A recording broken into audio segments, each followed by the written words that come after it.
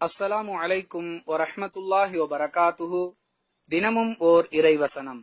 குற்றவாளிகள் நரக வேதனையில் நிரந்தரமாக இருப்பார்கள்.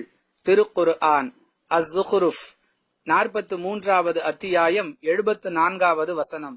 அன்புள்ள சகோதர சகோதரிகளே, நரகத்தை விட்டும் பாதுகாப்பு பெறுவதற்கான முயற்சிகளை முழுமையாக செய்ய வேண்டும் என்று இஸ்லாம் நமக்கு போதிக்கிறது. மாறாக யார் குற்றம் புரிகிறார்களோ அவர்களுக்கு நரகமே தங்குமிடும்.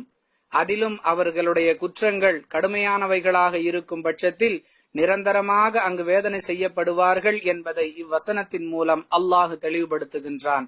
எனவே நம்முடைய செயல்களை நல்லவைகளாக ஆக்கிக் கொள்ள முயற்சிப்பதோடு ஏற்கனவே செய்த குற்றங்களுக்கு அல்லாஹ்விடத்தில் பாவ மன்னிப்பும் தேடிக்கொள்ள வேண்டும். இவை நரகத்தை விட்டும் நாம் பாதுகாப்பு பெறுவதற்கான வழிகள். வாஹிரு தஅவானா அனில் ஹம்துலில்லாஹி ரப்பில் ஆலமீன். அஸ்ஸலாமு அலைக்கும் வரஹ்மத்துல்லாஹி வபரகாத்துஹு.